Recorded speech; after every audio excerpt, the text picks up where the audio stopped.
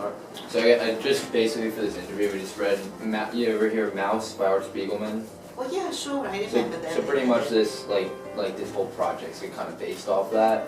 And we were just supposed to choose a person that had a very interesting life. Oh, I'm not so sure my life is so interesting. It's more interesting than Dad and Mom. Like, were you affected by the Holocaust, or is that a little after you? Yes, to a certain extent. I was very small at the time, and my parents were refugees, and they were in hiding from the Germans, and then they were in a displacement persons camp in Poland. I think it was Poland. I don't know. They weren't talking that much about it. I know they were talking about the hunger. I remember my mother, that she was big. She was a very slim person, actually.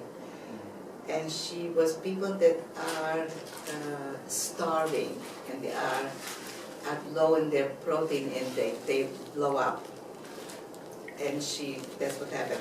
I remember they were eating leaves from the tree, grass, stuff like that.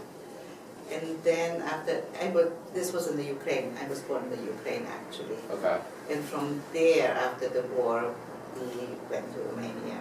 Okay. And this is where I went to school. I was 12 at the time. So did you go to Ukraine to, like, I guess, hide from the Gestapo? We were there, right. We lived, generally where I was born was in the Ukraine.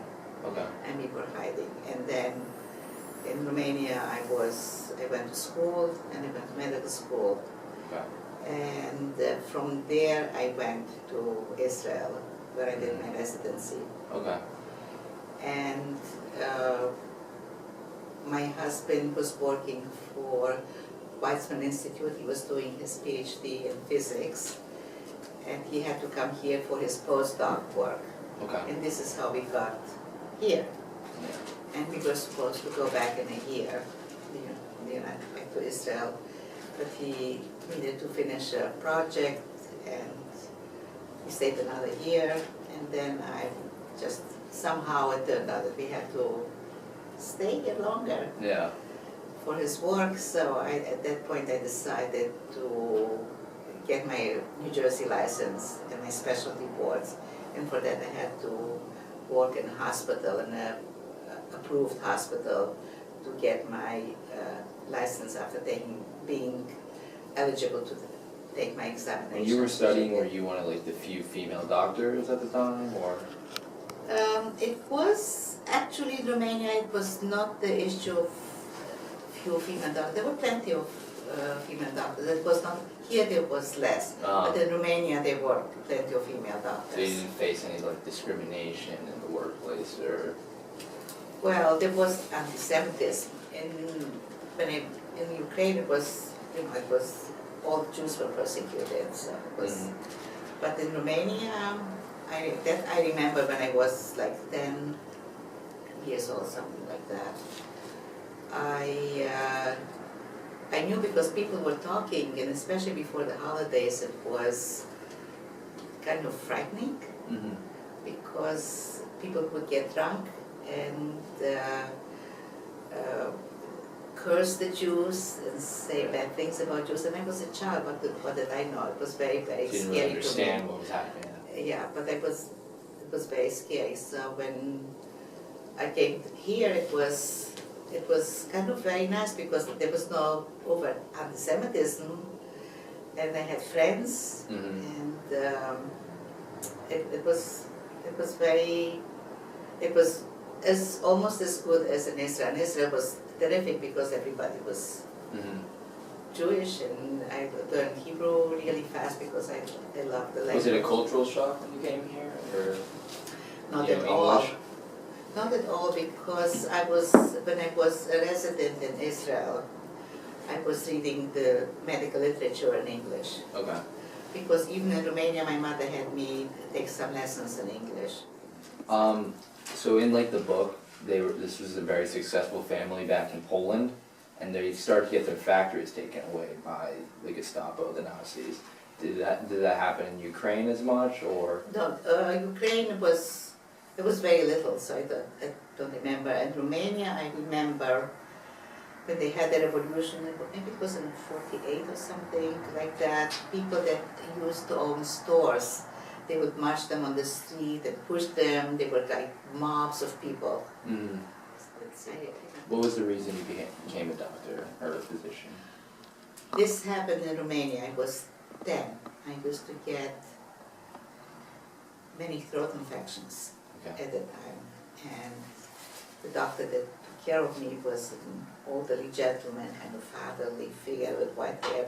I remember it like it was, this I remember. And he made me feel good. Whatever he swabbed my throat, because at the time, I don't believe they used antibiotics. So what was the reason you went from Romania to Israel? The dream of every Jew is to live in a country where, where they can profess their religion and freedom. I loved being in Israel. It was such an amazing feeling to be there. It actually is. To be out of the diaspora and to be in your country. But my husband had to come here, so I understood that. So I lived with it. It was fine because I was, I was taking care of it. I was busy with my 4-year-old. I wouldn't say we assimilated, but we adapted pretty well, because we lived in an apartment complex when we got in Murray Hill. And I befriended other mothers there. They were not necessarily Jewish, but I had no problem. And they had no problem with me. It was, I think it was very pleasant, especially compared to the way it was in Romania. Here, I love the holidays. I love it because people are so nice and more forthcoming during the holidays. I don't hear people with drunks walking on the street yelling stuff against Jews, so it's not bad. So I guess what would be like one message you would want to tell your future generations, your grandkids, about the Holocaust? First of all, be proud of who you are. And if you hear something that is discriminatory, react politely and dispel all the myths about the negative stuff that people say about Jews. Be proud. And I also think we have these commemorations at the temple everywhere. I think that it should be more common in terms of enlightening high school students about the past. They are the ones that are supposed to keep the remembrance going. Definitely. So, did you ever go back to Romania? No, never. Would you ever want to? No, I'm not interested at all. I'm more interested to visit family, and when we were traveling, occasionally we would go to Israel primarily for events like weddings, for instance. So I wouldn't, if we had to spend money, I wouldn't spend it going to Romania, I would spend it going to Israel. As one member, I guess you're one of the youngest, remember the Shoah? Well, I was not actually in a concentration camp, I don't know. We suffered because of the Shoah, but we were not actually in Auschwitz, for instance, because there were people who actually had to go through it. So we had the... Did you hear the stories, though, of what was happening? Of course, a good friend of mine from the temple has had personal experience with it, so of course. And they read a lot about it, so... And were your parents just, were they shocked and were they scared? Or did you guys feel safe in Romania, or a little safer in Romania? Well, we lived. We kind of tried to adapt and we do the best of it, but we were not overtly persecuted, I wouldn't say that. You just had more anti-Semitism. It was, yes, it was, but the way people would make jokes and talk, and but at the time we were to a certain extent scared because you couldn't contradict them. There was a child, they didn't know what to say.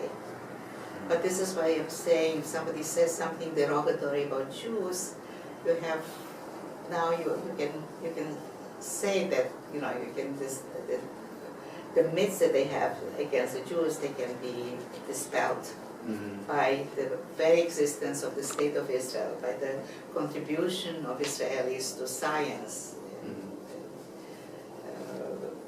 in terms of technology and medicine.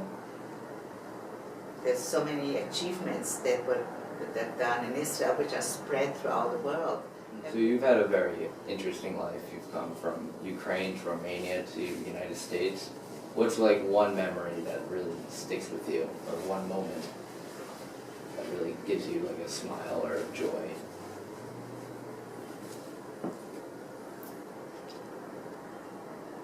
Oh my, I get you.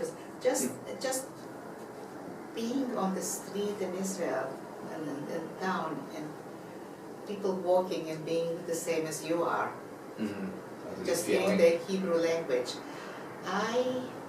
We didn't have money, of course, and we lived in a, how they call them, srifim. They were like little huts, not huts, like trailers, I would say. Okay. And till you get adjusted, till you find a job, till you can move into an apartment. And this was way out of Tel Aviv, and I wanted to learn the language properly. So I started my internship in anesthesiology, where you don't have to speak that much. And I would go to Tel Aviv. They call it Ulpan. It was Ulpan. It was an evening school to learn the language. So I would take the bus and go by bus to a main road, and from there I would cut through Tel Aviv, through an army settlement, to an army fort or something like that, to save money on the bus and to save time. And it was after I would do the internship in anesthesiology that would be over like at 3 o'clock. And then I would walk. I would take the bus and walk and get at 5 o'clock to that area, to that school. It wasn't actually, they held it in a hotel, to take lessons in Hebrew.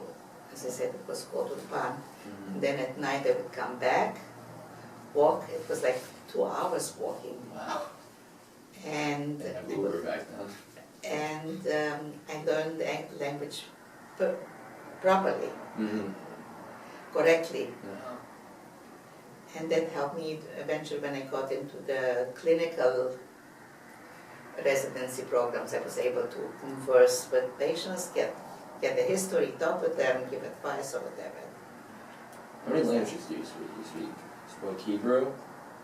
Romanian, Romanian. and speak some Russian too, Yiddish, because my parents spoke Yiddish. And then I read English, of course, and Hebrew. I have great kids. They were always very helpful. So my oldest son is a physician in San Francisco, and my older daughter, she is a pediatric dentist.